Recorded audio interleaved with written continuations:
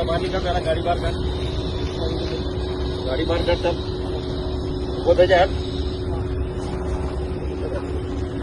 બરોબર વાત કર ઉભો થઈ જા ગાડી લઈને બહાર ફટાફટ બહાર કાઢ બહાર કાઢ મુન્ના તને કહું છું હે ને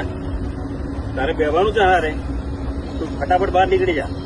હે મારી પરમિશન સિવાય તું ગુસ્સો કઈ રીતે હે ચાલ ફટાફટ ગાડી ચાલુ કર ને તને ભડાકા થશે